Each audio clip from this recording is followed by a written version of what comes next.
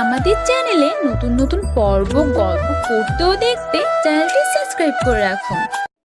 তুমি ফ্রেশ হয়ে নিতে পারো, আমার কিছু কাজ আছে, আমি কাজ শেষ করে আসছি। কথাটা বলে সে আমার জবাবের অপেক্ষা না করে চলে গেল। আমি তাকে দেখতেও পারলাম না। কেন যেন খুব ঘৃণা লাগছে চোখ তুলে ওই মানুষটার দিকে তাকাতে। না, তাকে নয়, ঘৃণা লাগছে নিজেকে। তাই চোখ তুলে তাকাতে পারিনি, দেখতে পারিনি কোন মানুষটার হাতে নিজের সর্বনাশ করতে আসলাম। আমি সেখানেই ঠায় দাঁড়িয়ে রইলাম। ভাবতে লাগলাম, কি করছি আমি? মনে মনে নিজেকে ধিক্কার দিচ্ছি। একজনেরটাকে আমার হুঁশ ফিরল। ম্যাম শুনছেন? জি বলেন। স্যার এটা আপনার জন্য পাঠিয়েছে, আপনি ফ্রেশ হয়ে পড়ে নিন। আর ডিনারে কি খাবেন? পানি। মানে? গলাটা শুকিয়ে গেছে, একটু পানি হবে প্লিজ। Sure ma'am. মেয়েটা আমাকে পানির গ্লাস এগিয়ে দিতে দিতে আবার বলল, ম্যাম বললেন না ডিনারে কি খাবেন? আমি আবার ভাবনায় পড়ে গেলাম। মনে মনে ভাবতে লাগলাম, আমি আর কি খাবো? খাবে তো আজ রাতে ওই লোকটা আমায়। মেয়েটার ডাকে আবার ফিরে এলাম। ম্যাম আবার কি ভাবছেন? না, কিছু না। কি বানাবো আপনার জন্য? আমি কিছুই খাবো না। সে কি কথা? সত্যি খিদে নেই আমার। বুঝতে পেরেছি, লজ্জা পাচ্ছেন। সমস্যা নেই, আমি নিজেই আপনার জন্য স্পেশাল কিছু তৈরি করছি, আপনি ফ্রেশ হয়ে নিন। বলে মেয়েটা চলে গেল। মেয়েটা দেখতে অনেক মায়াবী, খুব লক্ষ্মী বোঝা যাচ্ছে। মেয়েটা চলে যেতেই আমি শাওয়ার নিয়ে এলাম। মেয়েটা আমাকে একটা কালো সিল্কের শাড়ি দিয়ে গেছে। মেয়েটা নয়, ওই লোকটা পাঠিয়েছে। শাওয়ার নিয়ে শাড়িটা পরে নিলাম। আমার মুখে কোনো সাজ নেই, ভেজা চুলগুলো ছেড়ে দিলাম। ছোটবেলা থেকেই আমার চুলের অনেক শখ, তাই খুব যত্ন করতাম নিজের চুলের। ভেজা চুলগুলো ছাড়তেই কোমরের নিচে গিয়ে পড়ল। আমার সবচাইতে পছন্দের জিনিস আমার চুল। সবাই বলে আমার বর নাকি আমার চুলের পাগল হবে, সে নাকি সর্বক্ষণ আমার চুল হাতড়াবে। আমার পোড়া কপালে আর তাজ উঠল না। বাহ, বেশ লাগছে তো দেখতে। পিছনে ঘুরে দেখলাম ওই মেয়েটা। আমি বললাম, না দেখে কিভাবে বুঝলেন?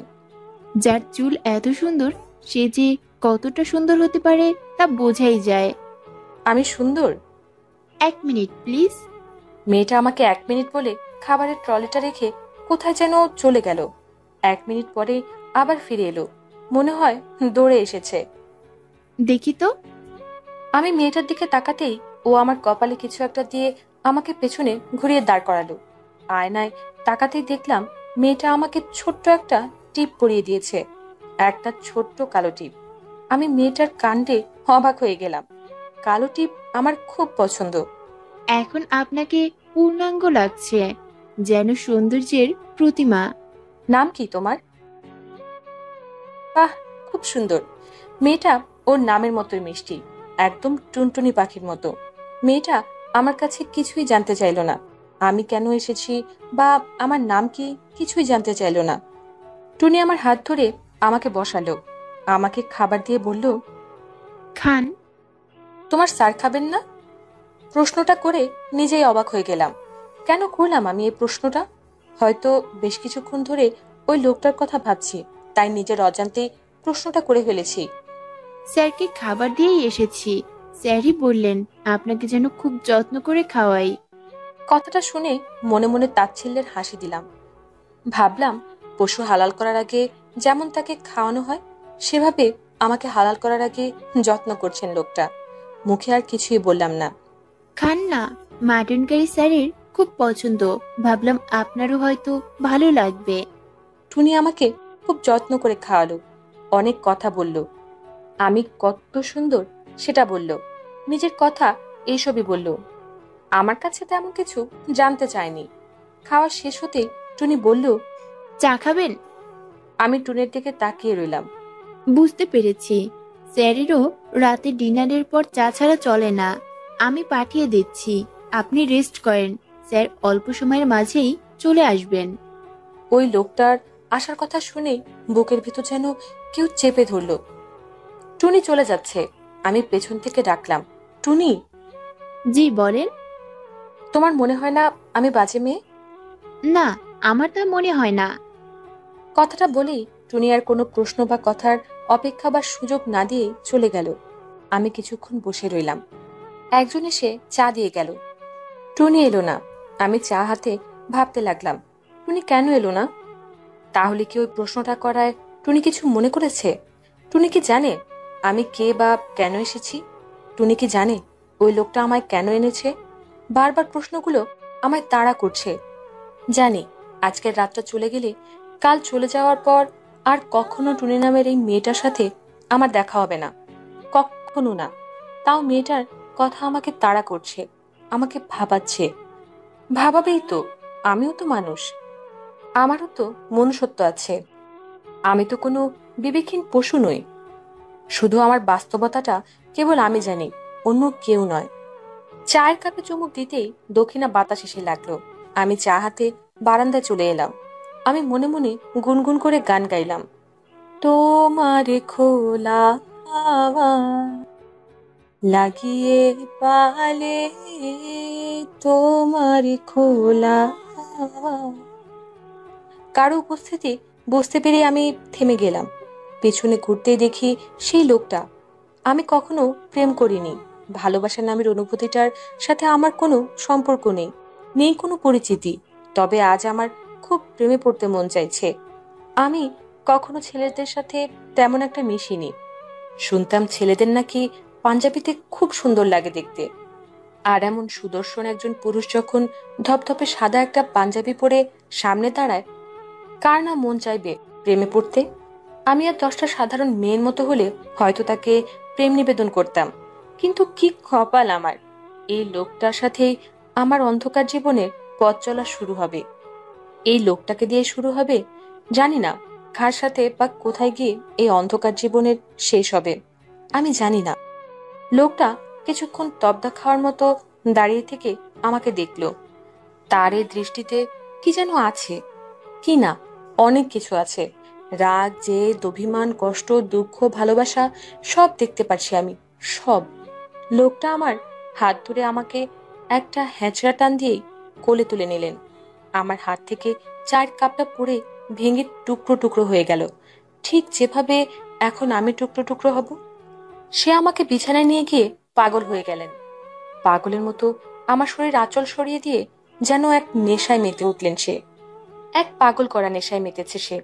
আমি পারছি না তাকে বাধা দিতে, কারণ আমাকে যে পারতেই হবে। তাহলেই না বিনিময়ে আমার প্রয়োজনটা মিটবে। প্রচন্ড কষ্ট হচ্ছে আমার, প্রচন্ড। মনে হচ্ছে শরীরের প্রতিটা হাড় মটমট করে কেউ ভেঙে দিচ্ছে। আমি পারছি না সহ্য করতে। তরতর করে চোখ বেয়ে পানি পড়ে দুপাশে বালিশ ভিজেছে। এই মানুষটার এটা দেখারও সময় নেই। দেখবেই বা কেন? আমি তার প্রয়োজন মেটাচ্ছি, বিনিময়ে সে আমার প্রয়োজন মেটাবে, এমনটাই তো কথা হয়েছে তার সাথে। তার প্রতিটা স্পর্শে আমি স্পষ্টভাবে বুঝতে পারছি কার প্রতি তার রাগ, খুব অভিমান। কোনো অজানা কষ্টের আগুনে পুড়ছে সে, আর আজ সেই আগুনের জ্বালায় মেটাচ্ছে আমাকে দিয়ে। আমি কিছুতেই সহ্য করতে পারছি না, তবু হাত মুখ খামচে পড়ে রইলাম। প্রচন্ড ব্যথা, অসহ্য কষ্ট সহ্য করতে না পেরে কখন যেন জ্ঞান হারিয়ে ফেললাম, নিজেও জানি না। যখন চোখ খুললাম, লোকটা না, লোক নয়, একজন সুদর্শন পুরুষ। হ্যাঁ, সে আসলেই খুব সুন্দর দেখতে। প্রতিটা মেয়ের স্বপ্নের পুরুষগুলো যেমন, তার চাইতেও বেশি সুন্দর সে। প্রথম কাল রাতে তাকে দেখে যেন আমি থমকে গিয়েছিলাম। এই মুহূর্তে সে আমার পাশেই শুয়ে আছে। আমি তাকে দেখছি, কিছুতেই চোখ ফেরাতে পারছি না। একটা সময় এমন একটা মানুষের স্বপ্ন আমিও দেখতাম, তবে আজ সে স্বপ্নটা কেবল স্বপ্নই, কারণ আমার জীবনের বাস্তবতাটা যে পাল্টে গেছে। আমি আজ থেকে 8-10টা সাধারণ মেয়ের মতো নই। নষ্ট গলির নষ্ট মেয়েদের খাতায় নাম লিখিয়েছি আমি। সবেমাত্র সকাল হয়েছে, এখনই চলে যাওয়া ভালো হবে। আমার তো অনেক কাজ বাকি, আবার নতুন কোনো ব্যবস্থা করা লাগবে। এটাই এখন আমার বাস্তবতা। লোকটাকে ডাকার আর কোনো প্রয়োজন নেই। উঠে বসতেই বিছানার পাশের বেডসাইড টেবিলের উপর একটা খাম রাখা, উপরে লেখা পেমেন্ট। আমার বুঝতে বাকি রইল না, এটা আমার পেমেন্ট। কাল রাতের জন্য আমার দাম এটা। আমি তার প্রয়োজন মিটিয়ে দিয়েছি, আর সে আমার প্রয়োজন। আমি রুম থেকে বেরোতে নিলেই থমকে গেলাম। রেনু, আমার নাম ধরে কেউ ডাকলো। এখানে আমার নাম ধরে কে ডাকবে? পিছনে ঘুরতেই দেখলাম লোকটা দাঁড়িয়ে আছে। আপনি আমার নাম জানেন? সে আমার প্রশ্নের কোনো জবাব না দিয়ে উঠে আমার কাছাকাছি চলে এলেন। উনি যা বলল তার কথায় আমি আরো অবাক হলাম। তুমি অন্য কারো কাছে যাবে না। ড্রাইভার তোমাকে নামিয়ে দিয়ে আসবে, আবার রাতে নিয়ে আসবে। কখন আনতে যাবে সময়টা বলে দিও। আমি একাই যেতে পারবো, গাড়ি লাগবে না। যা বলছি তাই করো, অন্য কারো কাছে যাবে না তুমি। আমি আর তার কোনো কথার জবাব দিতে পারলাম না। বেরিয়ে এলাম। সারা রাস্তা এক অজানা ভাবনায় বিভোর ছিলাম। এই লোকটাই কি কাল রাতে সেই পাষাণ লোকটা? কিছুতেই হিসেব মেলাতে পারছি না। কিছু মুহূর্তের মাঝে মানুষ এভাবে কিভাবে পাল্টে যায় আমি যে চিনতেই পারছি না। ভাইয়া, এখানেই থামান। এখানে? জি। ম্যাম, স্যার জেনে নিতে বলেছে আপনাকে কখন নিতে আসবো, আর এখান থেকে কি নিয়ে যাব আবার? আপনার স্যারকে বলবেন আমি নিজে চলে যেতে পারবো। আমার জন্য শুধু শুধু কষ্ট করে গাড়ি পাঠানো লাগবে না। বলেই আমি গাড়ি থেকে বেরিয়ে গেলাম। আর অপেক্ষা করলাম না। ইচ্ছা করে গলির মাথায় নেমে গেছি। বাড়ি চিনাইনি, কারণ আমি চাই না আমার বাস্তব জীবনে আমার অন্ধকার কালো জীবনের কোনো ছায়া নামুক। গলির মোড় থেকে নাস্তা নিয়ে বাসায় ঢুকলাম। কি রে মা, এত দেরি করলে যে? প্রথম দিন তো মা, তাই সময় অ্যাডজাস্ট করতে একটু সময় লেগে গেল। ধীরে ধীরে ঠিক হয়ে যাবে। চাকরিটা ভালো তো মা? মানুষগুলো ভালো তো? সবাই ভালো মা, চাকরিটাও ভালো। বাবা কই, ঘুম থেকে উঠেছে? না, ওঠেনি। কাল রাতে তো ঘুমাচ্ছিলই না। সে কি, কেন? আমাকে কল দাওনি কেন? কল দিতে চেয়েছিলাম, পরে ভাবলাম নতুন চাকরি, যদি তোর সমস্যা হয়, এটা ভেবেই দেইনি। তোর জন্য তার মনটা কেমন যেন করছিল, বারবার বলছিল আমার রেনুটা ঠিক আছে তো, ওর কোনো বিপদ হয়নি তো। আমি অনেক বুঝিয়ে সুঝিয়ে তাকে ঘুম পাড়িয়েছি। এখন তোর চাকরিটাই তো আমাদের শেষ সম্বল রে মা। জানি মা, তুমি দেখো সব ঠিক হয়ে যাবে। এই নাও ধরো। এসব কি? গলির মোড় থেকে রুটি ভাজি নিয়ে এলাম। অনু আর তনুকে নাস্তা করিয়ে দিও, সাথে তুমিও খেয়ে নিও। ঠিক মতো তো খাও না। আর কয়টা দিন মা, তারপর দেখো আর কোনো কষ্ট থাকবে না। আল্লাহ যেন তাই করে রে মা। তাই হবে, দেখে নিও। আমি যাই, একটু ঘুমাবো। অনেক ক্লান্ত লাগছে মা। সে কি, তুই খাবি না মা? আমি খেয়েছি মা, ক্ষুধা নেই। তোমরা খেয়ে নাও, আমি একটু ঘুমাই। মাকে কোনো রকম বুঝ দিয়ে আমি গোসলে ঢুকলাম। বাথরুমে ঢুকে ঝর্ণা ছেড়ে দিয়ে বুক দাপড়ে চিৎকার করতে লাগলাম। ঝর্ণার পানির শব্দের জন্য আমার চিৎকারের শব্দগুলো এই চার দেয়ালে সীমাবদ্ধ রয়ে গেল। আর শব্দ বাইরে গেলেও কেউ তেমন একটা শুনতে পাবে না। রুম থেকে বাথরুমের দূরত্ব আছে। রুমটা ছাদের অন্য পাশে হওয়ায় এতদিন খুব কষ্ট হতো, নিজের কাছে খারাপ লাগতো। কিন্তু আজ মনে হচ্ছে দূরত্বটা থাকায় ভালোই হয়েছে। কেউ আমার অসহায়ত্বের চিৎকারগুলো শুনতে পাবে না। অনেকক্ষণ সময় নিয়ে গায়ে পানি ঢালছি, কিন্তু কি হবে এত পানি ঢেলে? কলঙ্ক যে আমার আত্মায় লেগেছে। শরীরে পানি ঢাললে কি আর সে কলঙ্ক মুছবে? মুছবে না। ইহকাল পরকাল সর্বকালের জন্য আমি পাপী হয়ে গেলাম, কারণ আমি যা করছি তা পাপ, মহাপাপ। আর আমি যে পাপের পাপিষ্ঠ। অনেকক্ষণ বসে বসে মন ভরে কান্না করলাম। তখনই অনু দরজায় কড়া নাড়ল। এই আপু, তোমার হয়নি? আমার কলেজের তো দেরি হয়ে যাবে। এই তো বাবু, হয়ে গেছে, আসছি। আর দেরি না করে গা মুছে নিলাম। তাও মনে হচ্ছে শরীরে ময়লা লেগে আছে। আমি বেরিয়ে এলাম। সে কি রে আপু, তোর চোখগুলো এত ফুলে গেছে কেন? কেমন লাল হয়ে আছে? সে কিছু না রে, সারা রাত কাজ করেছি তো, ঘুমাইনি তাই। এখন ঘুমালেই ঠিক হয়ে যাবে। আপু, বল। তোর অনেক কষ্ট হয় তাই না রে? দেখিস, কলেজটা শেষ করে আমি কোনো একটা চাকরি জোগাড় করে নেব, তখন তোর আর কষ্ট থাকবে না। আমি অনুকে জড়িয়ে ধরলাম। আমার এতটুকু ছোট বোনটা আমার কষ্টগুলোকে বোঝে। আমি আর চোখের পানি ধরে রাখতে পারলাম না। হ্যাঁ, ওই তোমার বোন। বাবা মা তো আমাকে কুড়িয়ে এনেছিল, তাই তো আমাকে দেখতে পারো না, একটু ভালোবাসো না। আয় আমার বাচ্চাটা, তুইও আমার সব। আয় আমার কাছে। তনু আমার বুকে ঝাঁপিয়ে পড়ল। আমার কলিজা দুইটা আমার দু চোখের পানি মুছে দিল। যা, তুই ফ্রেশ হয়ে নে। তনু, তুই আমার সাথে আয়, আমি তোকে তৈরি করে দেই, না হলে দেরি হয়ে যাবে। আমি তনুকে নিয়ে চলে আসতে নিলেই অনু আবার পেছন থেকে ডাকলো। আপু শোন। অনু আমাকে ইশারায় বলে তনুকে পাঠিয়ে দিতে। মনে হয় তনুর সামনে বলতে চায় না। বাচ্চা, তুই যা, আমি আসছি। না, কেন? আমিও শুনবো। যা বলছি। আমার ধমক শুনে তনু এক দৌড়ে ঘরে চলে গেল। কি রে বাবু, কি হয়েছে? কিছু বলবি?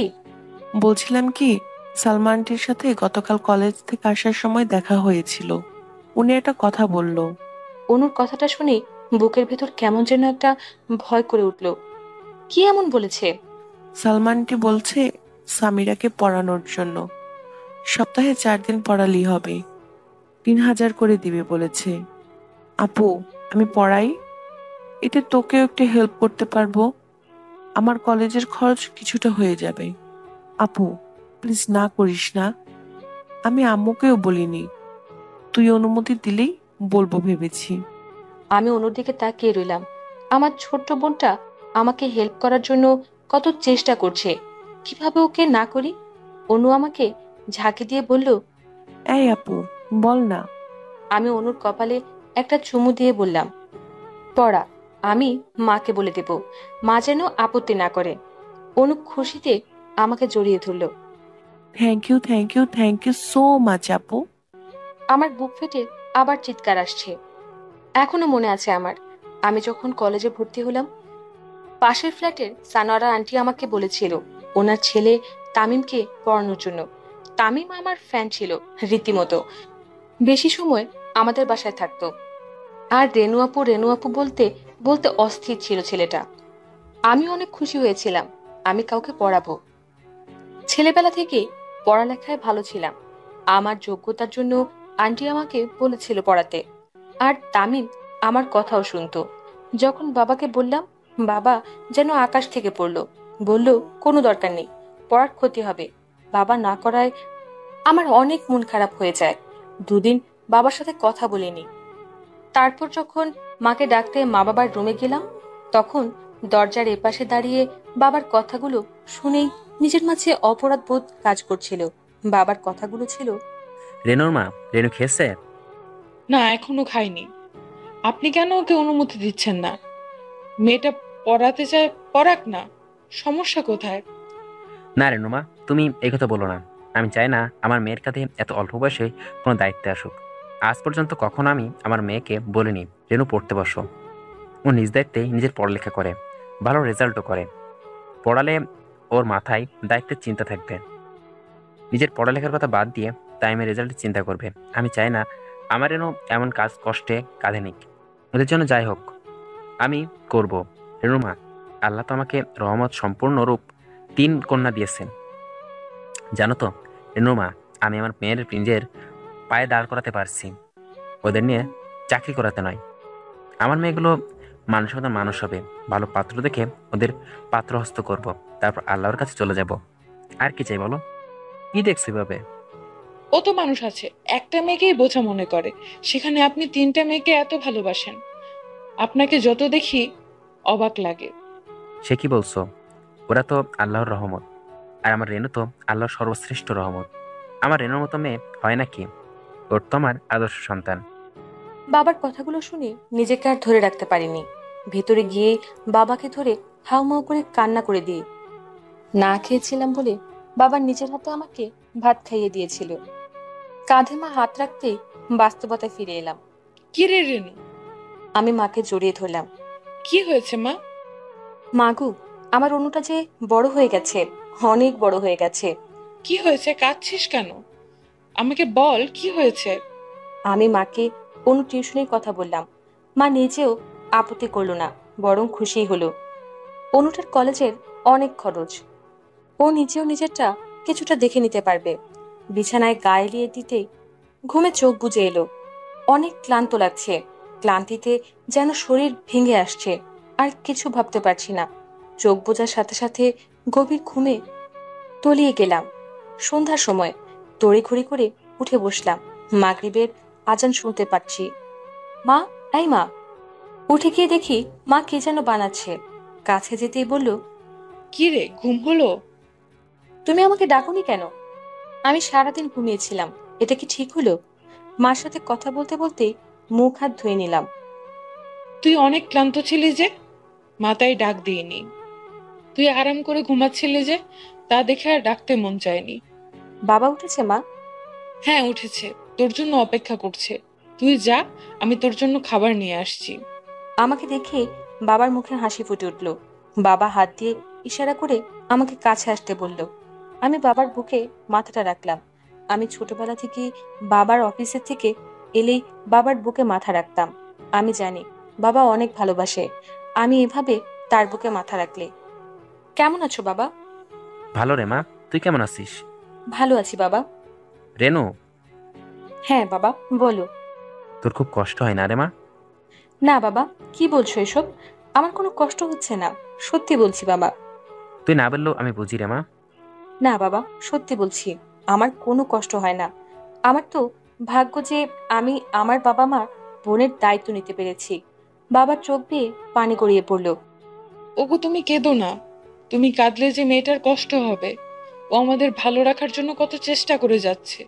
নে মা, তুই খেয়ে নে। না, কাঁদছি না রেনু মা। নে মা, তুই খা। বাবার চোখ মুছে দিয়ে বললাম, হা করো বাবা। আমি খেয়েছি, তুই খা মা। হা করো বলছি। বাবাকে খাইয়ে দিয়ে সাথে আমিও খেয়ে নিলাম। বাবার সাথে অনেকক্ষণ গল্প করলাম। বাবার সাথে কথা বললে আমার মন হালকা হয়ে যায়। আমি আমার সব দুঃখ কষ্ট ভুলে যাই, যেমন এখন ভুলে যাচ্ছি। বাবার সাথে কথা বলতে বলতে কখন যে রাত 8টা বেজে গেল খেয়ালই করতে পারিনি। বাবাকে ওষুধ খাইয়ে আমি রুমে এসে বসলাম। আমার ফোনটা বেজে উঠল। কানে ধরতে ওপাশ থেকে কিছু কথা বলল। আমি চুপচাপ শুনে গেলাম। মুহা কিছুই বললাম না। কথা শুনে ফোনটা রেখে দিলাম। মা এসে আমাকে কিছু ভাবতে দেখে কিছু না বলেই চলে গেল। আবার কিছুক্ষণ পর এলো।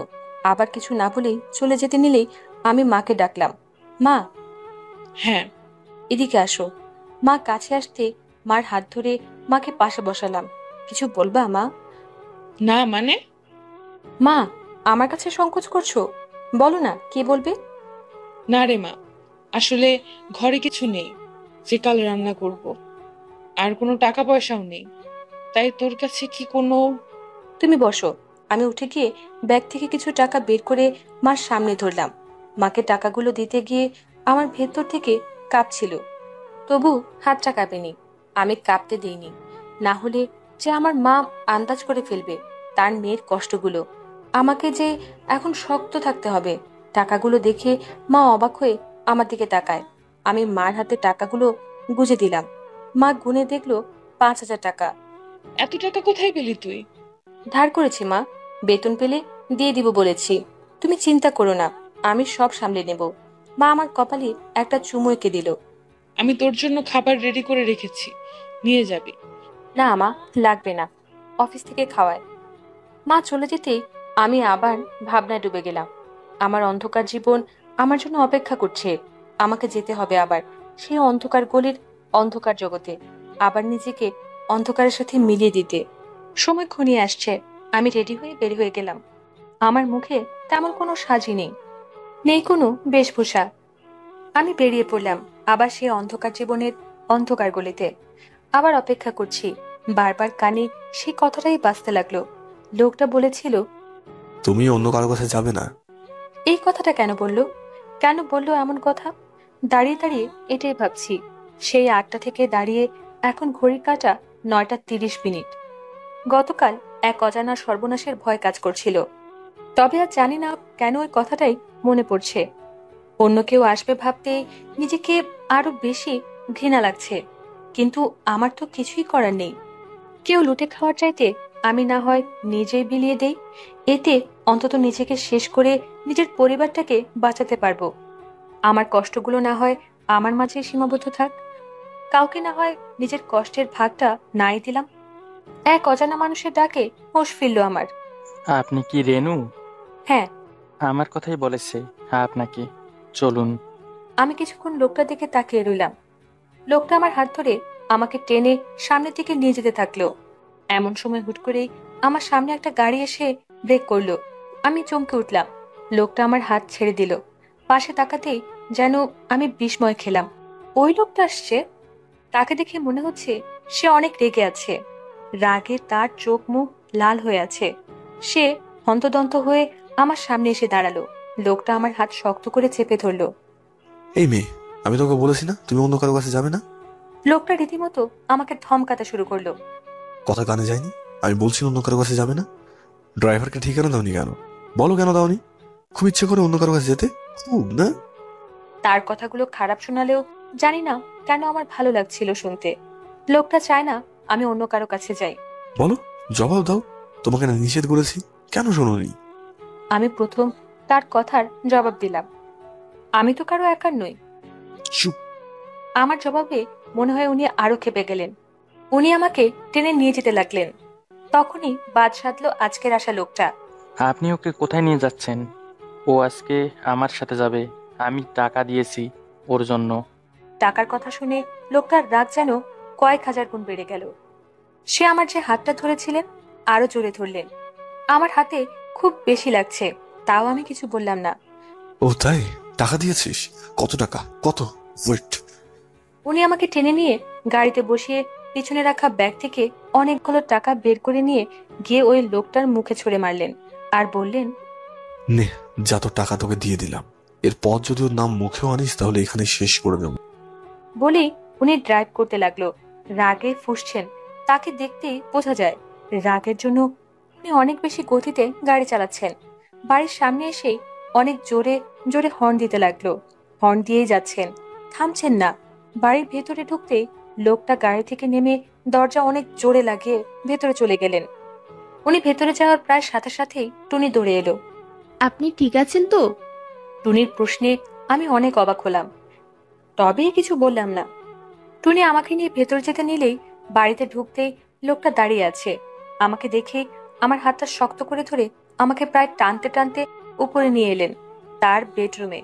আমার বিস্ময় যেন কাটছেই না। না করার পরেও কেন কথা শুনলে না? কেন শোনোনি?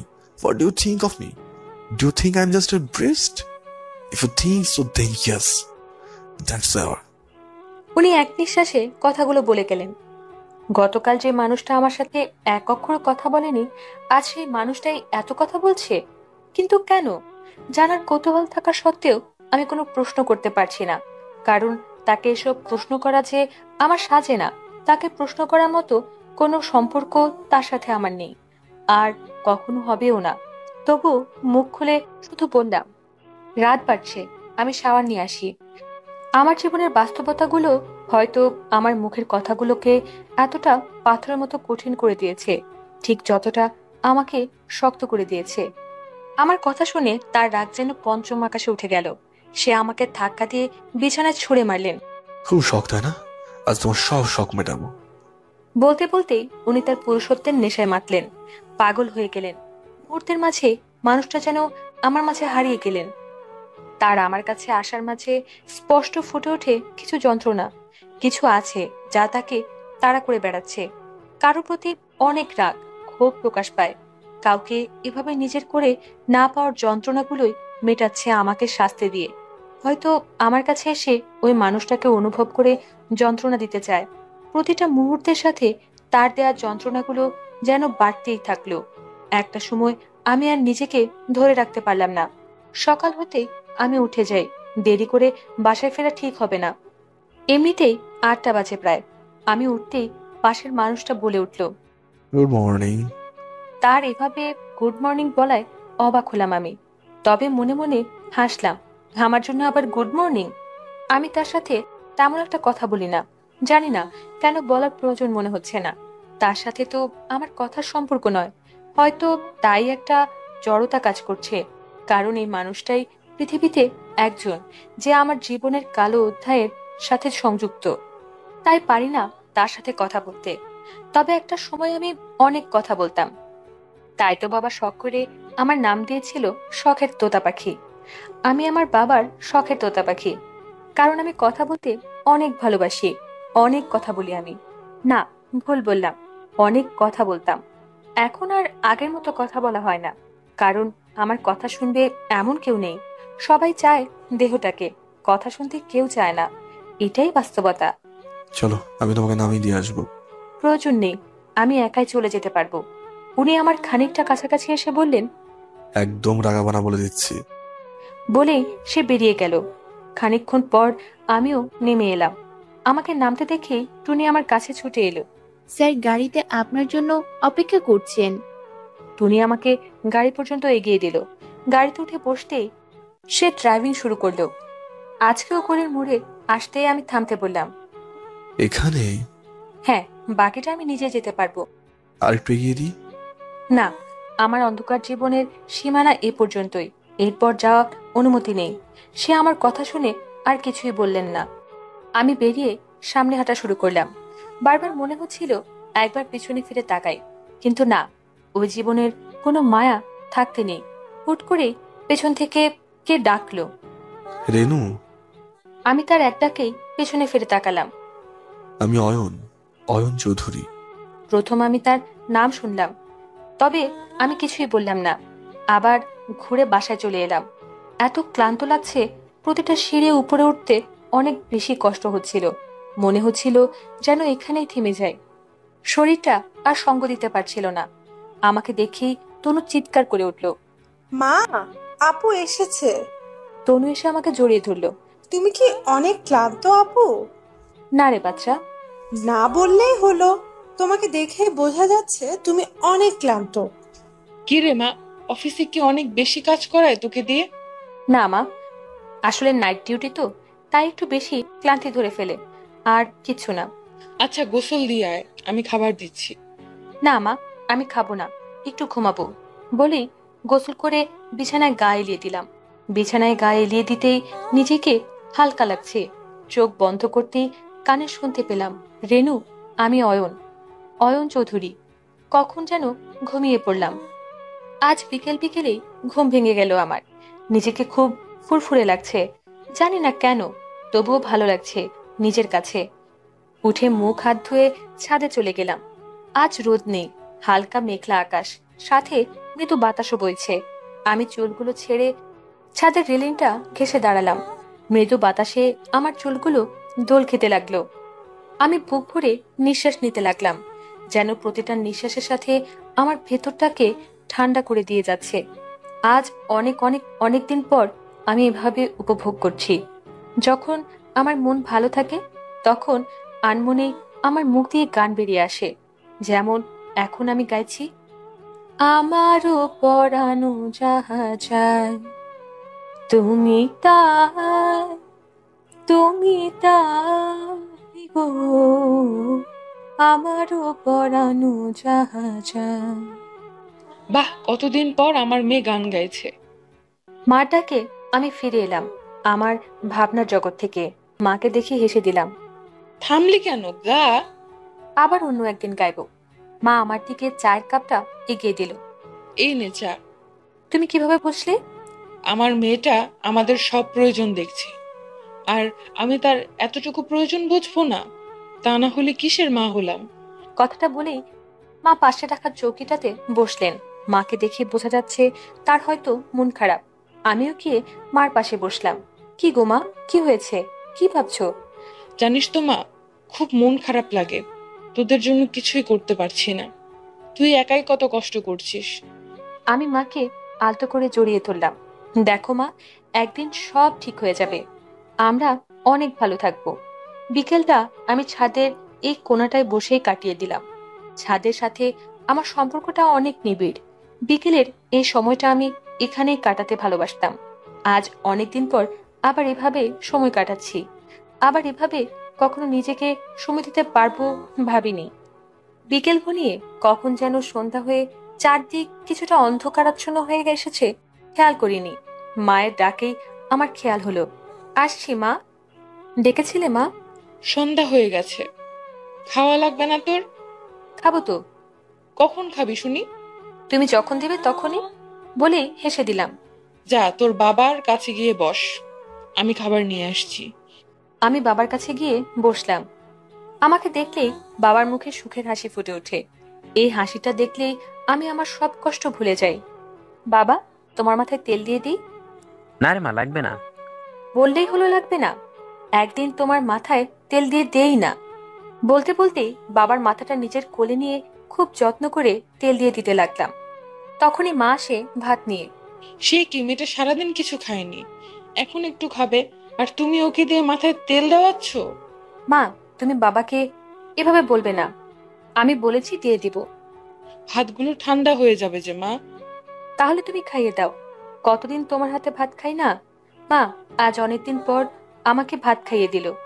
আজ পেটের চাইতেও মনটা ভরলো বেশি। মায়ের হাতে ভাত খাওয়া সুখটাই অন্যরকম। মা, আমি যাই, আমাকে আবার বের হতে হবে। রেনুর মা, কিছু বলবে বাবা? একটা কথা বলতাম। বলো না বাবা, কি বলবে?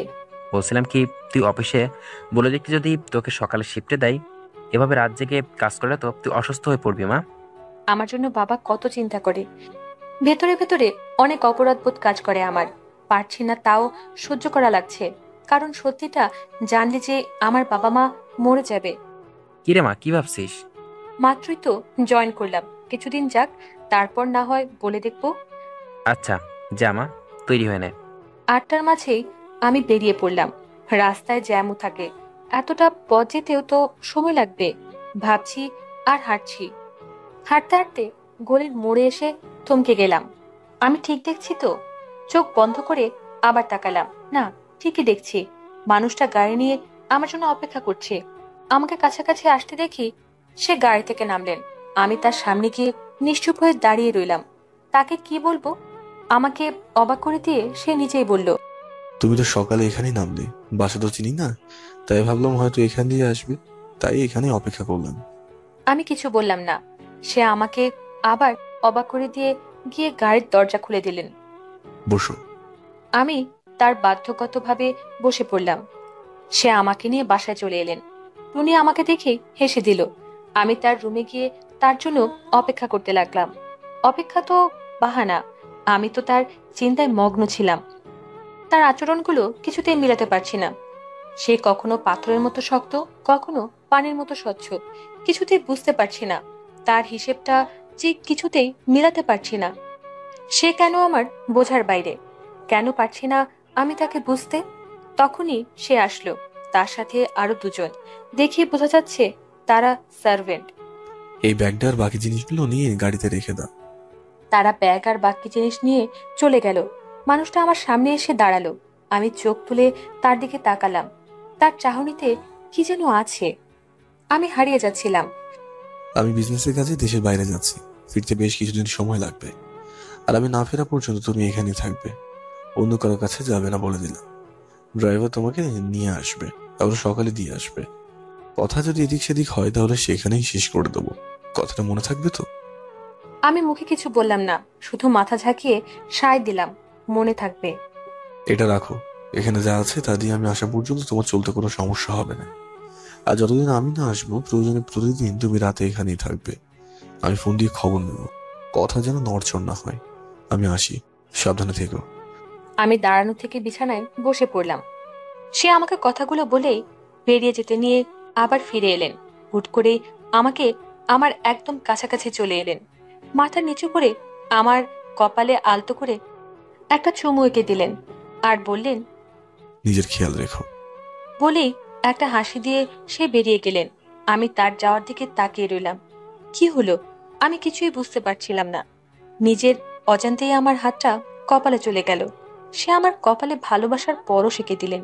হ্যাঁ, এটা ভালোবাসার পরশ, কারণ এই মানুষটার প্রতিটা স্পর্শের সাথে আমি পরিচিত। তার এই স্পর্শে কোনো রাগ ছিল না, কোনো ক্ষোভ ছিল না, শুধু ছিল ভালোবাসা। তাই এটাকে ভালোবাসার পরশ বলে। আমি ভূত দেখার মতো বসে রইলাম। বেশ কিছুক্ষণ পর এক কাপ চা হাতে টুনি এলো। আপনার চা। এতক্ষণ কোথায় ছিলে? স্যারের স্টাডি রুম গোছাচ্ছিলাম। সারাদিন কাজ করেছেন তো, তাই এলোমেলো হয়েছিল। স্যার প্রতিবারই কোনো বিজনেস ট্যুরে যাওয়ার আগে এমনটা হয়। টুনি, একটা কথা জিজ্ঞেস করি? জি বলেন। তোমার স্যার অনেক বড় লোক, তাই না? কি হবে, এত টাকা দিয়ে বলেন? মানুষটাকে ভালোবাসারই তো কেউ নেই। ভালোবাসার বিনিময়ে শুধু পেয়েছে বিশ্বাসঘাতকতা। এত টাকার কি মূল্য? আমি স্পষ্ট দেখলাম কথাগুলো বলতেই টুনি চোখ ছলছল করছিল। তাই প্রসঙ্গ পাল্টে দিলাম। আর কিছু জানতে চাইলাম না। তোমার সাথে গল্প করতে আমার খুব ভালো লাগে। আমারও আপনাকে খুব আপন মনে হয়। তাহলে আজ সারা রাত তুমি আর আমি গল্প করব। এই তো গল্প করছি। করছি, আরো করব সারা রাত। কথা বলতে বলতে আমার চায়ের কাপটা খালি হয়ে গেল। টুনি আমার হাত থেকে কাপটা নিয়ে নিল। এবার লক্ষ্মী মেয়ের মতো ঘুমিয়ে পড়ুন। সে কি কথা, আমরা তো গল্প করব। করব, তবে আজ নয়, স্যার ভুলে গেছেন। আজ যেন আপনি ঠিক মতো ঘুমান। আপনার বিশ্রাম দরকার, তাই আজ আর রাত জাগা যাবে না। বলি টুনি আমাকে শুইয়ে দিয়ে আমার গায়ের উপর চাদরটা টেনে দিয়ে লাইট অফ করে দিয়ে চলে গেল। আমি চোখ বন্ধ করতে মনে হলো কেউ আলতো করে আমার কপালে চুমু এঁকে দিল। আমি চোখ খুলে ফেললাম। না, এটা শুধু আমার ভাবনা ছিল। যখন মানুষের সাথে তার চিন্তা ভাবনার বাইরে কিছু ঘটে, তখন ওই ঘটনাটাই বারবার মাথায় ঘুরে। আমার সাথেও তাই ঘটছে। সেজন্যই আমার মস্তিষ্কে সেই ঘটনার পুনরাবৃত্তি ঘটছে। কারণ ওই মানুষটার থেকে এমন কিছু আমি আশা করা তো দূরের কথা, কল্পনাতেও ভাবিনি। অথচ সেটাই হয়েছে আমার সাথে।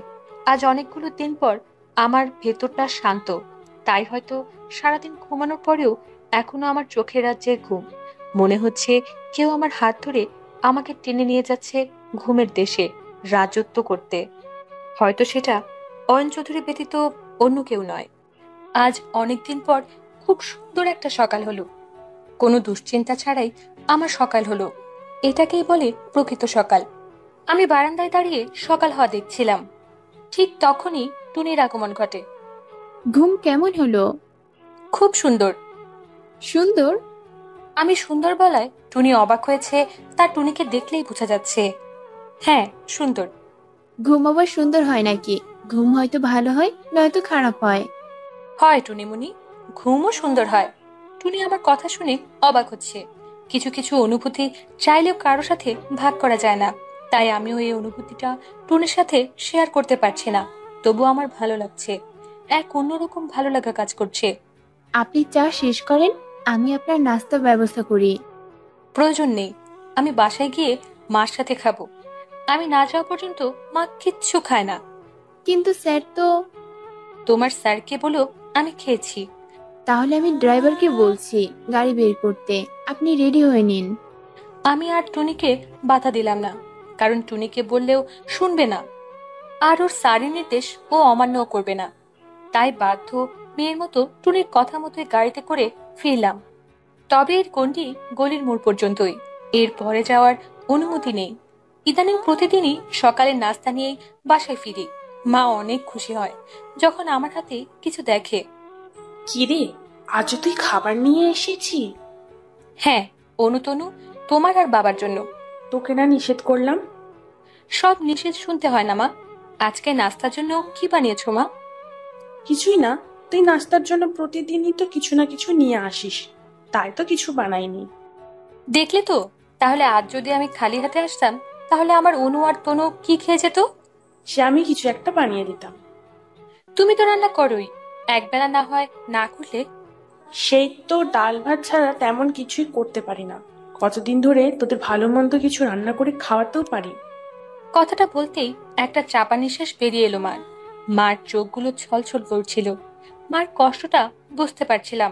আমার সাধ্যের বাইরে তো আমিও কিছু করতে পারছিলাম না। আর একসাথে মাকে এত টাকা দিলে যে মাও সন্দেহ করবে। না পারছি পরিবারের কষ্ট দেখতে, না পারছি কিছু করতে।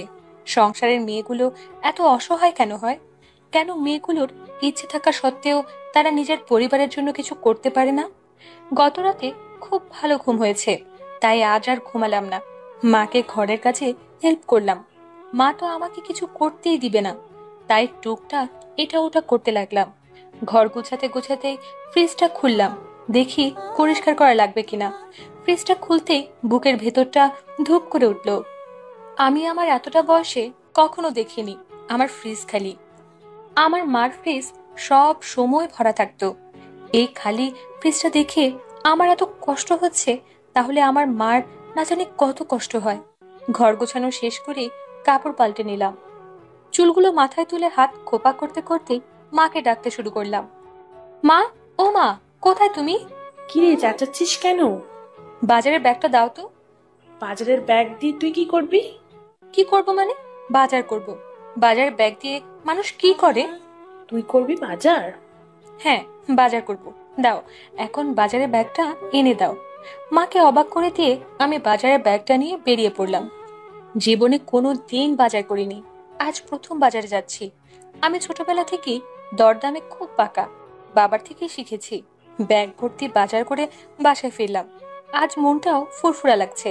বাজার করে অনু আর রেনুর জন্য টুকটাক কেনাকাটাও করলাম।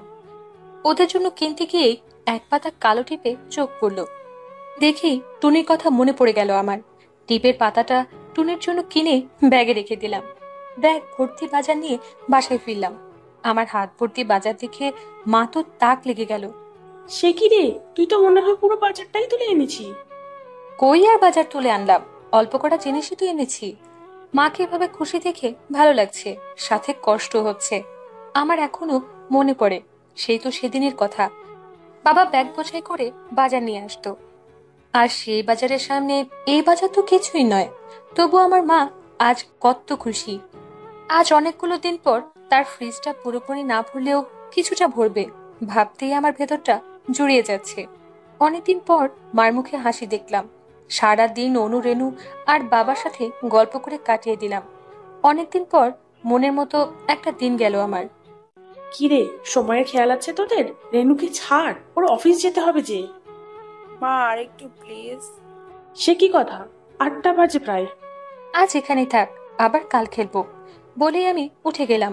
আমার নিজেরও আজ উঠতে মন চাইছিল না। আজ না গেলেও সমস্যা নেই, মানুষটা তো নেই। তবে না গেলে মা যদি সন্দেহ করে, এই রাতে চলে যাওয়াই ভালো হবে। টুনিটাও তো আমার অপেক্ষা করবে। গলির মোড়ে আসতেই দেখি তার গাড়িটা দাঁড়িয়ে আছে। আমি চলে এলাম টুনির কাছে। এতক্ষণে আসার সময় হলো? সেই কখন থেকে অপেক্ষা করছিলাম। রাগ করলে? আপনার উপর কি রাগ করতে পারি? আসুন। টুনি আমার হাত ধরে টেনে আমাকে উপরে নিয়ে গেল। খেয়ে আসেননি তো? সন্ধ্যায় খেয়েছিলাম। খেয়েছি শুনে টুনি চোখ বড় বড় করে আমার দিকে তাকালো। আর ঘন্টাখানেক গেলে আবার খেতে পারবো। ঠিক আছে, আর যেন না শুনি খেয়ে এসেছেন। আমি টুনির হাত ধরে ওকে পাশে বসিয়ে বললাম, কি করব বলো, মা যে না খেয়ে বের হতে দিতে চায় না। মা? হ্যাঁ মা।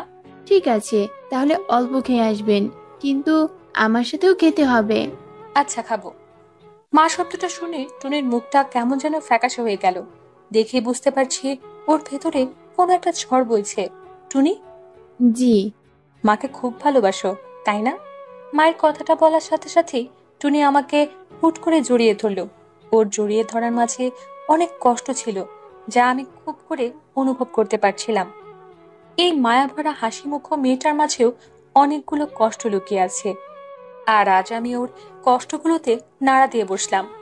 বেশ অনেকক্ষণ টুনি আমাকে জড়িয়ে ধরে রাখলো। মেয়েটার কান্নাটাও ভারী ভিন্ন। এত কাঁদলো, তবে একটু শব্দ করলো না, একটা গোঙ্গানিও দিল না। আমি টুনির জন্য পানি আনতে উঠতে নিলেই টুনি আমার হাতটা ধরে বলে, শুনবেন আমার মায়ের কথা? আমি টুনির মাথায় হাত রেখে বললাম, হ্যাঁ শুনবো, সব শুনবো। বলেই টুনির হাত থেকে হাতটা ছাড়িয়ে ওর জন্য পানি ঢেলে এনে দিলাম। আগে পানিটা খাও। কষ্টে মেয়েটার মুখ দিয়ে পানিও যাচ্ছে না। এক ঢোক পানি খেয়ে টুনি আমার দিকে চোখ তুলে তাকায়। কি মায়া সেই চাহনিতে! জানেন, আমার মা না দেখতে আপনার মতো ছিল। আমি আপনার মাঝে আমার মাকে দেখতে পাই। ও আমার মাঝেও ওর মাকে দেখতে পায়। কথাটা শুনে আমার বুকের ভেতরটা কেমন করে উঠল। টুনিটা আমার অনুর বয়সী, তাই এখন টুনির মাঝে আমি আমার অনুকেই দেখতে পাচ্ছি। টুনি বলতে শুরু করলো, আমার মার বাবা আমার মাকে খুব অল্প বয়সে বিয়ে দিয়ে দেয়। আমার মা না অনেক রূপবতী ছিল না, তবে মায়াবতী ছিল। আমার মায়ের গায়ের রং দুধে আলতে ছিল না, তবে একবার দেখলে আবার তাকাতো মায়ের দিকে। ঠিক অবিকল আপনার চোখের মতো ছিল আমার মায়ের চোখগুলো। বিয়ের বছর পরেই মার কোল জুড়ে আসলাম আমি। খুব শখ করে মা আমার নাম দিয়েছিল টুনি। বাবার সাথে মায়ের সম্পর্ক ভালোই ছিল, কখনো কোনো ঝগড়া দেখিনি। একদিন মাঝরাতে মায়ের চিৎকারে আমার ঘুম ভেঙে গেল। আমার দাদির সাথে অন্য ঘরে ছিলাম। আমি মার চিৎকার শুনে উঠতে চাইলে দাদি আমাকে বাধা দেয়। তবু আমি দাদির বাধা উপেক্ষা করে দৌড়ে ঘর থেকে বেরিয়ে দাওয়ায় চলে এলাম। এসেই দেখি অন্য পাশে মায়ের ঘরের দাওয়ায় মা বসে কাঁদছে। বাবা বাড়ি থেকে বেরিয়ে গেল। আমি দাঁড়িয়ে দাঁড়িয়ে মায়ের আর্তনাদ শুনতে লাগলাম। মা বলছিল, আপনি যাইয়েন না, আমার কথা শুনেন, যাইয়েন না আপনি। আমি ওইটুকু মানুষ, কি বা বলতাম। পা টিপে টিপে মায়ের কাছে গিয়ে দাঁড়ালাম। মা আমাকে জড়িয়ে ধরলো। তারপর কয়েকদিন বাবাকে দেখিনি, কোথায় ছিল জানি না। আমি মাকে জিজ্ঞাসা করলাম, মা বাজান কই গেছে, আহে না কি লেগা? আমার পরানটা বাজানের লেগা কেমন কেমন করে মা। মা আমাকে জড়িয়ে ধরে শুধু কাঁদে। জানি না রে মা, তোর বাপে কই গেছে। আমার কপাল পুড়ছে রে মা, আমার কপাল পুড়ছে। ওই সময় বুঝিনি কপাল পোড়া জিনিসটা কি। তখন বুঝিনি আমার মার কপাল কিভাবে পুড়লো। আমি মার কপালে তাকিয়ে দেখলাম মার কপালে তো কোনো পোড়া দাগ নেই। তাহলে মা কেন বলল তার কপাল পুড়েছে? ওই সময় ব্যাখ্যা চাওয়ার চাইতে আমার মায়ের চোখের পানি মুছে দেওয়াটা বেশি গুরুত্বপূর্ণ মনে হয়েছিল। তাই আমি আর মার কাছে জানতে চাইনি, মা মা গো, কপাল পোড়া কি জিনিস? তার কিছুদিন পর বাবা আসলো। বাবাকে দেখতে বিধ্বস্ত লাগছে। তখন এত কিছু আমি বুঝি না। আমি তো আমার বাবাকে দেখেই খুশি হয়ে চিৎকার করে উঠলাম, মা বাজান আইছে। চিৎকার করতে করতে বাবার কাছে দৌড়ে গেলাম। বাবা আমাকে কোলে তুলে চুমু খেলেন। মা কলপারে পানি তুলছিলেন। কলস ফেলে মাও দৌড়ে এসে দাওয়ায় দাঁড়ায়। বাবা কাছাকাছি আসতেই বলে উঠলেন, আপনি আইছেন? আহারে, চোখ মুখ খান হুগাই গেছে। আপনি কলপারে যান, আমি আপনার লেগে গামছা লইয়া আহি। গোসল দিয়া গরম ভাত খাইবেন।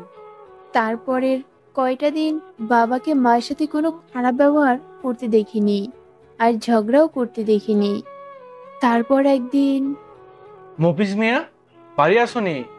ও মফিজ মিয়া বাড়ি আসনি? কে ডারে ডাকে? আরে মিয়া, আমি জব্বার আলী। আরে জব্বার মিয়া যে, আহো মিয়া, বাড়ির ভিতরে আহো। ও টুনির মা কই গেলা? জব্বার মিয়ার লাইগা দানা পানির ব্যবস্থা করো। না না, দানা পানি অন্যদিন হইব। আজকে একটা দরকারি কামে আইছি। কি কাম কও মিয়া? জব্বার আলী ফিস ফিস করে বাবাকে বলল। একদল বড় পার্টি আইছে। কথাটা বলেই তারা একে অপরের মুখ চাওয়াচাওয়ি করে। আমি পাশেই দাঁড়িয়েছিলাম। এদিকে আহো। জব্বার কাকা বাবাকে সাইডে নিয়ে গিয়ে কি কি যেন বলল। বাবা তাকে বিদায় করে দিয়ে তড়িঘড়ি করে ঘরে গেলেন। ও টুনির মা, ট্যারাঙ্কের চাবিটা দাও তো। বাবার যেন তর সইছিল না। মা রান্নায় ব্যস্ত ছিল। বাবা তাড়াহুড়ো করে বেরিয়ে আসে। মার আঁচল থেকে চাবিটা নিয়ে আবার ঘরে যায়।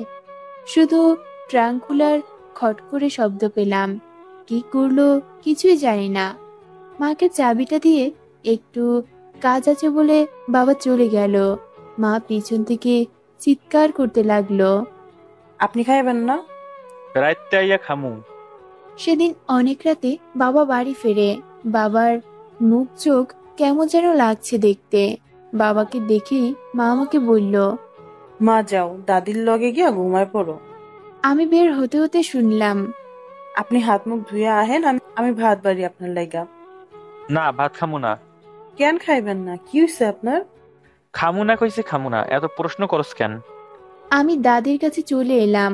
তাও আমার ঘুম আসছিল না। পরে কখন ঘুমিয়ে পড়েছিলাম জানি না। আবার মাঝরাতে মার আর্তনাতে আমার ঘুম ভেঙে গেল। মা চিৎকার করে কাঁদছে। ওইটা নিয়েন না, ওইটা টুনির লাইগা বানাইছি। আপনার আল্লাহ দোহাই লাগে, ওইটা নিয়েন না। তখনও বুঝিনি বাবা কি নিয়ে যাচ্ছে আর মা কেন বাধা দিচ্ছে। মা সারা রাত কান্না করলো। পরের দিন দুপুরের দিকে বাবা বাড়ি ফিরলো। মা চুপ করে বসেছিল। ওই ভাত দে, খিদা লাগছে। মা বাবার কথার জবাব দিল না। কিরে, কথা কানা যায় না? ভাত দিতে কইলাম না? ও মা, বাজান ভাত খাইতে চায়, বাজানরে ভাত দাও। ভাত নাই? ভাত নাই কেন? আমি কি খামু? মা রাগ চোখে বাবার দিকে তাকায়। আমার জিনিস ফিরাইয়া দেন, নাইলে আপনার লেগে কোনো ভাত নাই। মার কথা শুনে বাবার রাগে যেন রক্ত টকবক করতে লাগলো। বাবার রাগে মার চুলের মুঠি ধরে। কি কইলি তুই? তোর এত বড় সাহস? আমারে ভাত দিবি না? তোরে বান্দি রাখছি কেন? এত বড় সাহস তোর? তোরে আজকে মাইরাই ফেলামু। বলেই বাবা মাকে মারতে লাগে। মা চিৎকার করতে থাকে। এই মাফিস, কি করছো? কি মাইয়াডা মইরা যাইবো তো স্যার, কইলাম স্যার। বাবা মাকে ছুঁড়ে ফেলে চলে গেল। তারপর দুদিন বাবা বাড়ি ফেরেনি। দুদিন পর বাবা বাড়ি ফিরল, কিন্তু বাড়িতে আর শান্তি ফিরল না। অশান্তি যেন প্রতিবেলায় লেগেই আছে। মার প্রতি বাবার অত্যাচারগুলো বাড়তেই থাকলো। প্রায় প্রতিদিনই বাবা মায়ের গায়ে হাত তুলতো, মাকে মারতো। এর মাঝেই আমার দাদিটা মরে যায়। মা সারাদিন কান্না করত। আমাকে দেখার মতো কেউ থাকলো না।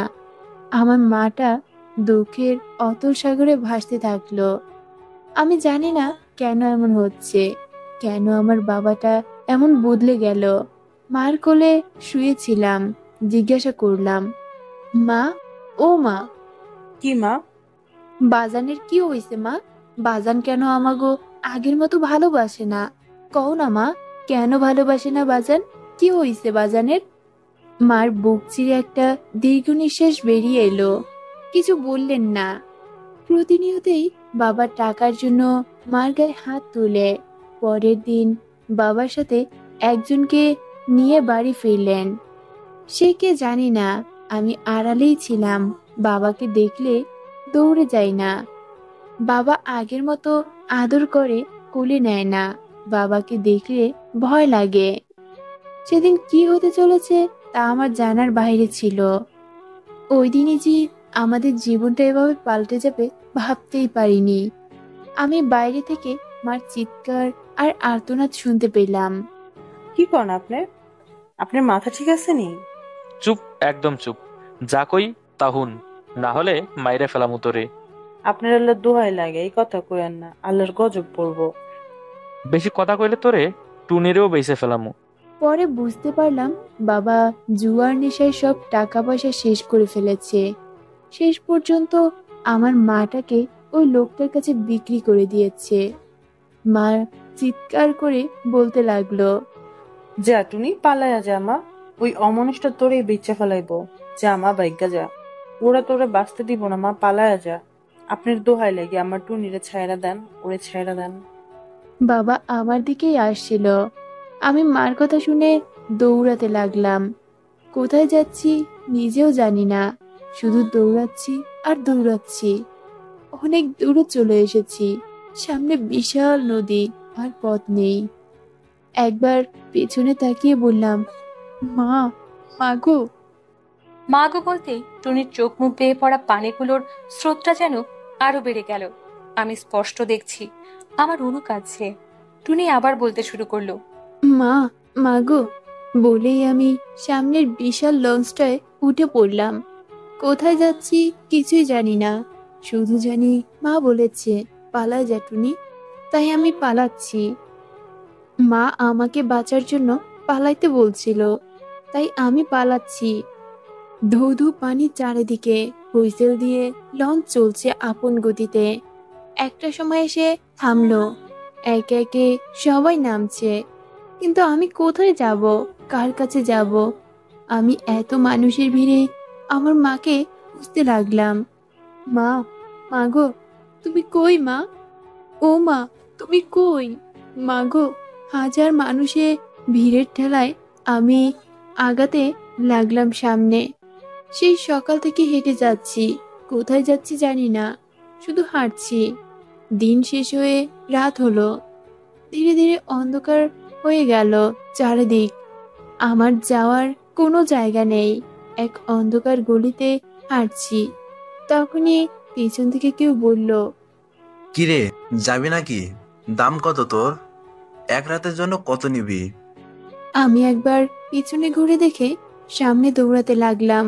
ওই লোকটাও আমার পিছু পিছু দৌড়াতে লাগলো। কিরে দৌড়াচ্ছিস কেন? কত নেবি বল না। অন্ধের মতো দৌড়াচ্ছি আর দৌড়াচ্ছি, তখনই একটা গাড়ির সামনে গিয়ে পড়লাম।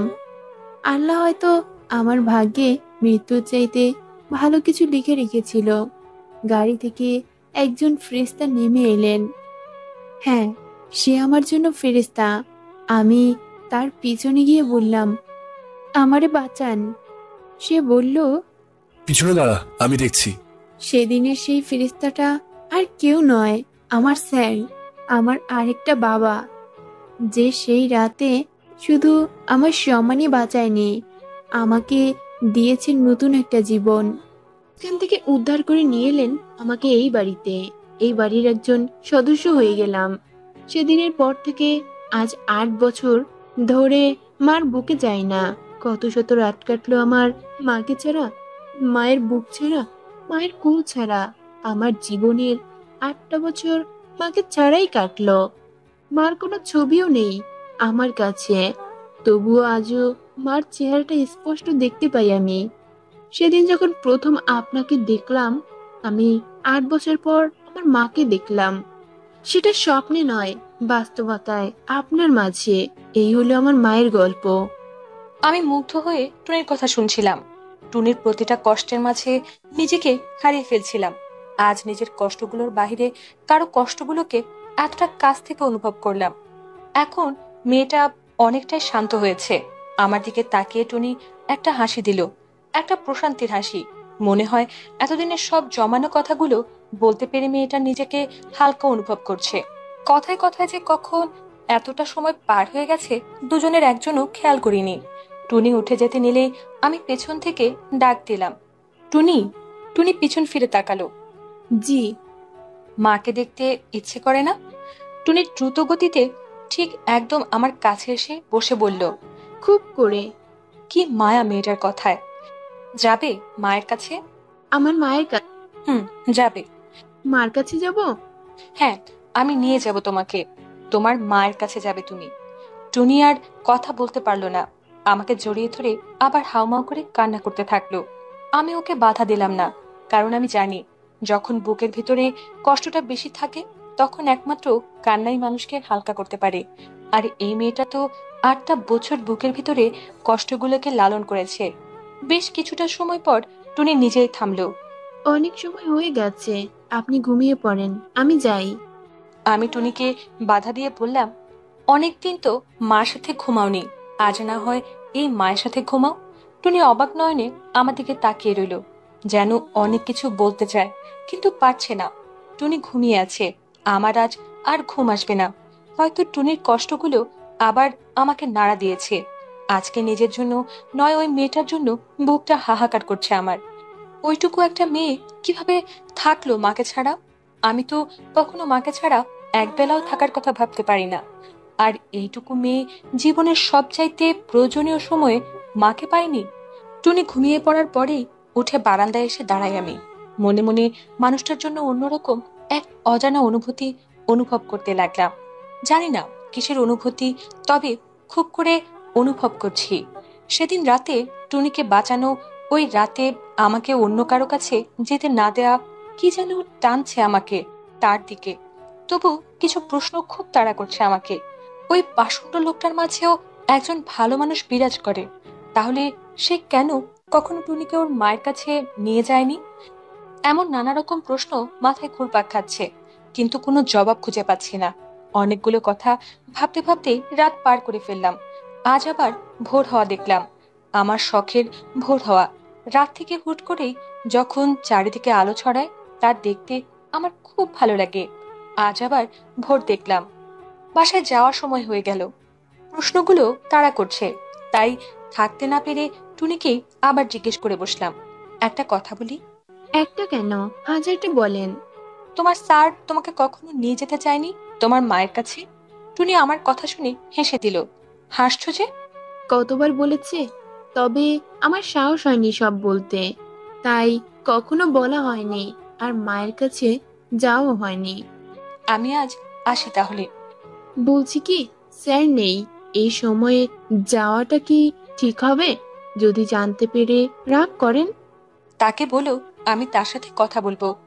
আমি আর কথা না বাড়িয়ে বাসায় চলে আসলাম। সকালে আমাকে দেখলেই মায়ের মুখে হাসি ফুটে ওঠে। আজ এসে বাবাকে জাগ্রত পেলাম। অনেকদিন পর বাবার পাশে বসে সকালে চা খেলাম। জানি না, হয়তো দিনের শুরুটা ভালো হবে। মা, আমি একটু শুয়ে পড়লাম, ক্লান্ত লাগছে আমার। সারা রাত জেগেছিস, ক্লান্ত তো লাগবে, তুই ঘুমিয়ে নে। আমি বিছানায় এসে গা এলিয়ে দিলাম। ছোটবেলা থেকেই আমি কোলবালিশ ছাড়া ঘুমাই না, তাই কাত হয়ে কোলবালিশটা জড়িয়ে ধরলাম। চোখটা লেগে আসছে, তখনই ফোনটা বেজে উঠল। আমার একদম ফোন ধরতে ইচ্ছে করছে না। ইচ্ছে না থাকা সত্ত্বেও ফোনটা ধরলাম, তবে চোখ খুলিনি, তাই নম্বরটাও দেখিনি। কণ্ঠ শুনলে বুঝতে পারবো কে। হ্যালো রেনু, আমি অয়ন, অয়ন চৌধুরী বলছি। হ্যালো রেনু, শুনছো? আমি চুপ করে রইলাম। রেনু? উনি এমন ভাবে রেনু বলে ডাকলেন যেন কত চেনা সে ডাক, কত প্রিয় তার ডাকের সুর। তার রেনু ডাকটা খুব ভালো লাগছে শুনতে। ইচ্ছে করছে আমি চুপ করেই থাকি, সে রেনু রেনু বলে ডাকতেই থাকুক আর আমি শুনতেই থাকি। রেনু, কথা বলবে না? জি। কেমন আছো? ভালো, আপনি কেমন আছেন? এই প্রথম আমি তাকে কোনো প্রশ্ন করলাম, তার সাথে কথা বললাম। তার সাথে তো সেভাবে কথা বলার কোনো প্রয়োজন হয়নি আমার। আমিও ভালো আছি। হুম। রেনু? জি। টুনি বলল তুমি কিছু বলতে চাও, কোনো সমস্যা হয়েছে কি? টুনির সাথে কখন কথা হয়েছে? মাত্রই, শুধু বললো তুমি কিছু বলতে চাও। আমি কিছু বলতে চাই শুনেই সাথে সাথে ফোন দিয়ে দিলেন। হয়তো গুরুত্বপূর্ণ কিছু, তাছাড়া তো রেনু কথা বলে না। আমার কথা না বলাটাও সে লক্ষ্য করেছে, এতটা কাছ থেকে লক্ষ্য করেছে লোকটা আমাকে, অথচ আমি বলতেও পারি না। আমি কিছু বলবো শুনেই ব্যাকুল হয়ে গেছেন। তার কণ্ঠ আমি স্পষ্ট ব্যাকুলতা অনুভব করতে পারছি। কেন এই ব্যাকুলতা তার? বলো না কি বলবে। আমি টুনিকে ওর মায়ের কাছে নিয়ে যেতে চাই, তাই আপনার অনুমতি চাই। টুনিকে ওর মায়ের বুকে ফিরিয়ে দিতে চাই। কবে যাবে? কালই। আমি সব ব্যবস্থা করে দিচ্ছি। আর কিছু না। দুজনে কিছুক্ষণ নীরবতা পালন করলাম, তারপর সেই বলল, রেনু? জি। যদি সম্ভব হয় টুনির মাকে সাথে করে নিয়ে এসো। টুনিকে ছাড়া আমার বাড়িটা মরুভূমি হয়ে যাবে। নিয়ে আসবো। রাখছি তাহলে। জি, রাখুন। রেনু? জি। বলছি, সত্যি ভালো আছো?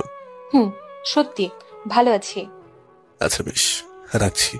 এবার আর আমাকে কিছু বলার সুযোগ না দিয়ে সে ফোনটা রেখে দিল। আমি কিছুক্ষণ নাম্বারের দিকে তাকিয়ে রইলাম। নাম্বারটা একটা অদ্ভুত নামে সেভ করে ফোনটা পাশে রেখে শুয়ে পড়লাম আবার। অদ্ভুত নাম, রহস্য, কারণ মানুষটা আমার কাছে একটা রহস্য। আমি তাকে বুঝে উঠতে পারছি না। চোখ বন্ধ করতেই শুনতে পেলাম, রেনু, আমি অয়ন, অয়ন চৌধুরী বলছি। সত্যি ভালো আছো? রেনু, রেনু, বারবার আমি তার ওই রেনু ডাকটায় হারিয়ে যাচ্ছিলাম। তার প্রতিটা ডাক, প্রতিটা কথা যেন বলছিল সে আমার কত দিনের চেনা, কত আপন মানুষ, যেন মানুষটা আমার আত্মার সাথে জড়িয়ে আছে। ঘুম থেকে উঠেই ছাদে পায়চারি করতে লাগলাম। তাকে তো বলে দিলাম আমি টুনিকে নিয়ে কালই যাব, কিন্তু মাকে কি বলবো? টুনিকে নিয়ে যাওয়া মানে কম হলেও একদিনের ব্যাপার, রাত হলে কিছু বলা লাগতো না, কিন্তু দিনের কথা কি বলবো? পড়ে গেলাম মহা চিন্তায়। আমি যখন খুব বেশি চিন্তায় থাকি তখন এভাবে পায়চারি করি, এটা বাসার সবাই জানে, তাই ভয়ও লাগছে। কেউ দেখে ফেললেও বুঝে যাবে আমি কিছু একটা নিয়ে চিন্তা করছি। আপু! হঠাৎ করে অনুর ডাকেই চমকে উঠলাম আমি। কথায় আছে না, চোরের মনে পুলিশ পুলিশ, আমার এখন হয়েছে সেই অবস্থা। হ্যাঁ অনু, তুই? আপু, তুমি কি কিছু নিয়ে খুব চিন্তিত? না, কই না তো। না বললেও তো হলো না, তোমাকে দেখে বোঝা যাচ্ছে কিছু একটা তো হয়েছে। আরে না, কিছু না। না হলেই ভালো। আচ্ছা, যে জন্য এসেছিলাম, তোমার ফোন বাজছিল, উঠিয়ে দেখি তমা আপু, কিন্তু রিসিভ করার আগেই কলটা কেটে গেল। অনু আমাকে ফোনটা দিয়ে চলে গেল। আমার মুখে রাজ্যের হাসি ফুটে উঠল। তমা আমার বেস্ট ফ্রেন্ড, আমার ছোটবেলার সাথী, আমার সব বিপদের সঙ্গী, আমার সব ভালো মন্দের পরামর্শদাতা। ঠিক আমি বিপদে আছি তাই ও বুঝে গেছে। ওর কথা ভাবতে ভাবতেই আবার ফোনটা বেজে উঠল। হ্যালো। তোর হ্যালো ট্যালো রাখতো, আগে সত্যি করে বলতো তুই কেমন আছিস? আমি? কেন, আমি তো ভালো আছি। তোর এই হেলিপনার উত্তর চাইনি, সত্যিটা বল। আরে বাবা, সত্যি বলছি, আমি ভালো আছি। সত্যি তো? সত্যি সত্যি সত্যি। এবার হলো? না, হলো না, তাও মেনে নিলাম। কেমন আছিস তুই? ভালো না, একদম ভালো না। কেন, কি হয়েছে? পরপর 2 দিন তোকে নিয়ে বাজে স্বপ্ন দেখলাম, এরপর কিভাবে ভালো থাকি বল? আমি ওর কথা শুনে হেসে দিলাম। দেখ, তুই একদম হাসবি না, তোর হাসি দেখলে আমার গা জ্বালা করে। আমি আরো জোরে হেসে দিলাম। এবার টমাও আমার হাসি শুনে হেসে দিল। দুজন অনেকদিন পর মন খুলে হাসলাম। ছোট বাবা কেমন আছে রে? বাবা এখন অনেকটাই ভালো আছে। উঠতে পারে? আমি একটা দীর্ঘ নিঃশ্বাস ছাড়লাম। না রে। ডাক্তাররা কি বলে? নতুন কিছু বলেনি আর। তো আমার বাবা ছোটবেলায় মারা যায়। সেই ক্লাস 1 থেকে আমরা একসাথে পড়ি। ওর বাবা আর আমার বাবা বন্ধু ছিলেন। তো আমার ছোটবেলা থেকে আমার বাবাকে ছোট বাবা বলে ডাকতো। 1 বছর আগেই ওর বিয়ে হয়ে যায়। তো আমার বরটাও অনেক ভালো, সিলেট থাকে ওরা। তুই কি আমাকে কিছু বলবি? তুই কিভাবে বুঝলি? এত বোঝাবুঝি রেখে কি বলবি সেটা বল। না, মানে একটা হেল্প লাগবে। কি হয়েছে বল? টাকা পয়সা লাগবে? না, তা না। তাহলে? তো আমার বাবা ছোটবেলায় মারা যায়। সেই ক্লাস 1 থেকে আমরা একসাথে পড়ি। ওর বাবা আর আমার বাবা বন্ধু ছিলেন। তো আমার ছোটবেলা থেকেই আমার বাবাকে ছোট বাবা বলে ডাকতো। 1 বছর আগেই ওর বিয়ে হয়ে যায়। তো আমার বরটাও অনেক ভালো, সিলেট থাকে ওরা। তুই কি আমাকে কিছু বলবি? তুই কিভাবে বুঝলি? এত বোঝাবুঝি রেখে কি বলবি সেটা বল। না, মানে একটা হেল্প লাগবে। কি হয়েছে বল? টাকা পয়সা লাগবে? না, তা না। তাহলে? আমি তোমাকে টুনির কথা বললাম, টুনির মায়ের কথাও বললাম, সবকিছুই ভালোভাবে বললাম ওকে। সেটা তো বুঝলাম, এখন কি করতে চাস তুই? আমি টুনিকে টুনির মায়ের কাছে নিয়ে যাব। সেটা তো ভালো কথা, নিয়ে যা, সমস্যা কোথায়? সমস্যা হলো বাসায় কি বলবো। মাকে বললে মা এত দূর যাওয়ার অনুমতি দিবে না, তা আমি জানি। তাহলে কি বলতে চাস? সেটাই তো বুঝতে পারছি না, কি বলবো। বল, আমার কাছে আসবি, আর আমি তমালকেও বলে দিব, ও কাউকে বলবে না। এটা আমাদের 3জনের মাঝেই থাকবে। সত্যি তোর কথা বলবো? হ্যাঁ, আমার কথা বল। আমার কথা বললে তোকে অনুমতিও দেবে। তা দিবে জানি। তাহলে এত না ভেবে বলে ফেল। ঠিক আছে। আমি জানি তুই কখনো ভুল কোনো সিদ্ধান্ত নিবি না, এইটুকু বিশ্বাস তোর উপর আমার আছে। আর এটা তো অনেক ভালো একটা কাজ, মেয়েকে মায়ের বুকে ফিরিয়ে নিয়ে যাবি।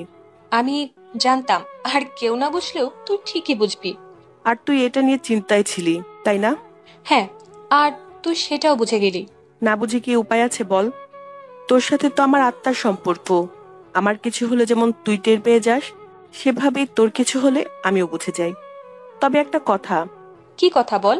টুনির সাথে তোর পরিচয় কিভাবে হলো? মনে মনে এই ভয়টাই পাচ্ছিলাম আমি।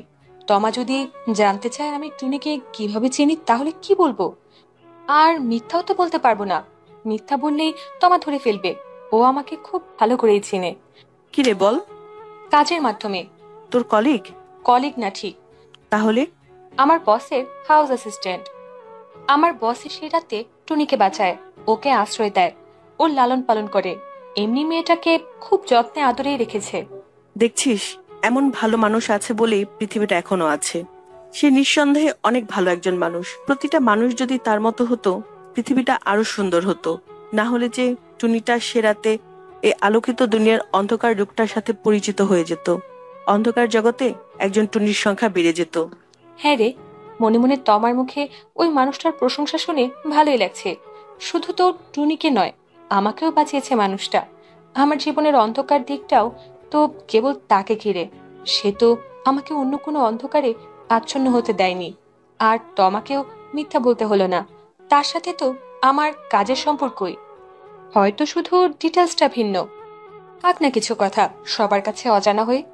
সবাই না হয় অন্ধকারের আলোকিত দিকটাই দেখলো, আর আমি অন্ধকার দিকটা দেখলাম। সেই থেকে বাবার পাশে বসে আছি। প্রতিদিনের তুলনায় আজ কথা একটু কম বলছি। রেনুমা? জি বাবা, বলো।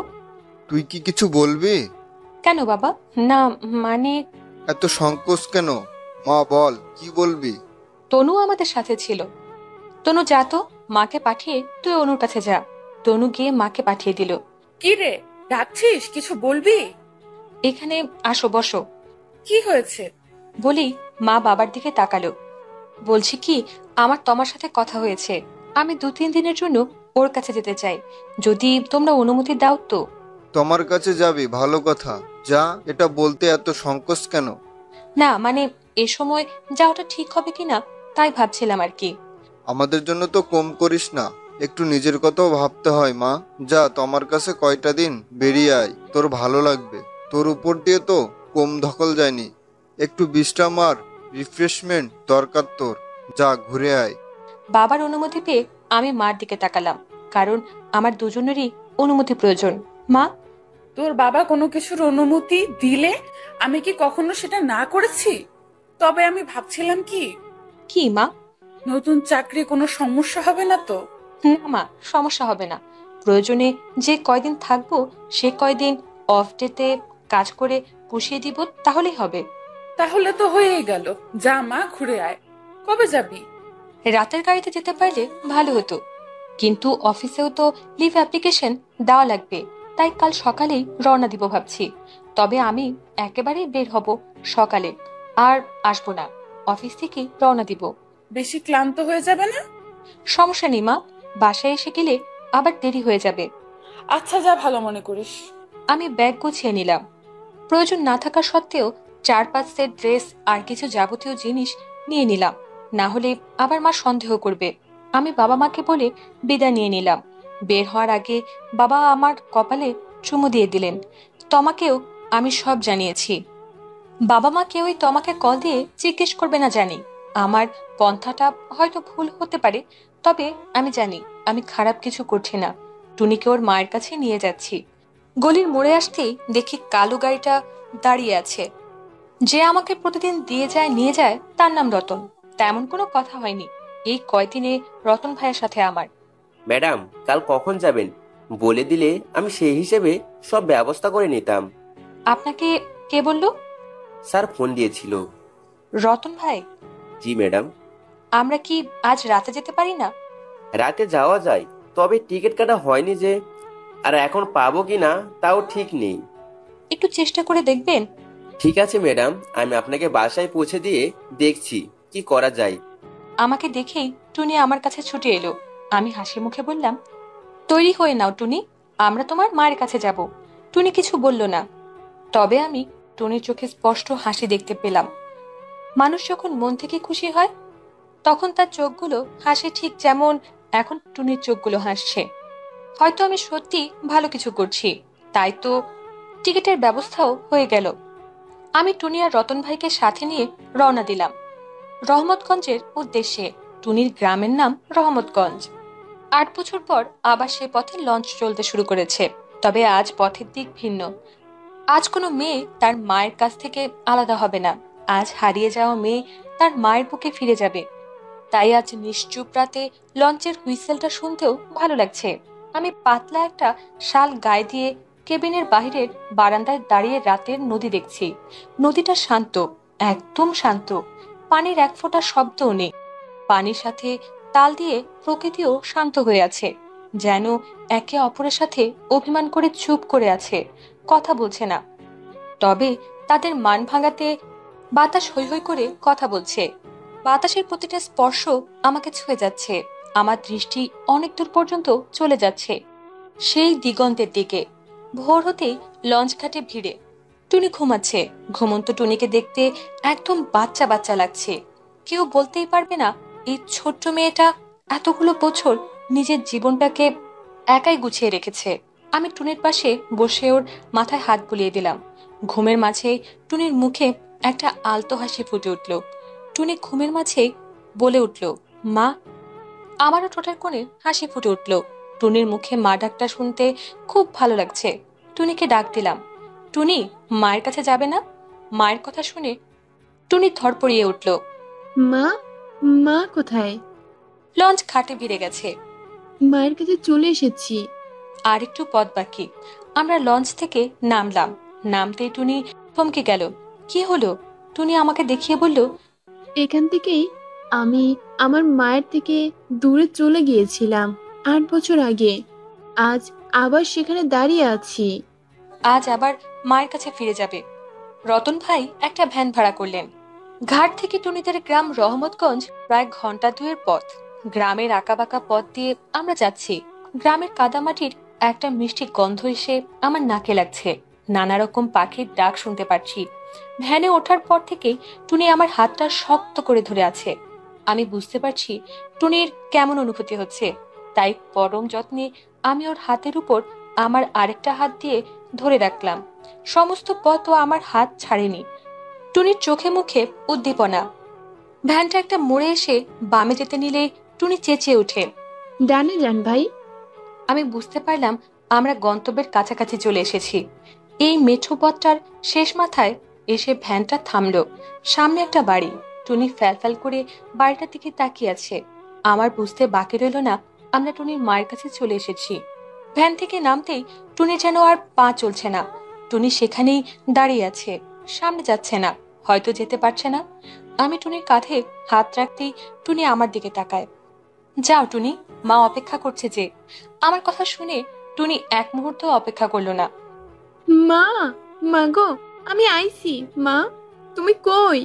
মা, মা। মা বলে চিৎকার করে মাকে ডাকতে ডাকতে টুনি বাড়ির ভেতরে দৌড়ে গেল। মা মেয়ের পুনর্মিলনের দৃশ্য দেখার লোভ সামলাতে না পেরে আমিও টুনির পিছনে পিছনে দৌড়াতে লাগলাম। মা গো, আমি আইছি। মা, মা। সবাই ভালো থাকুন।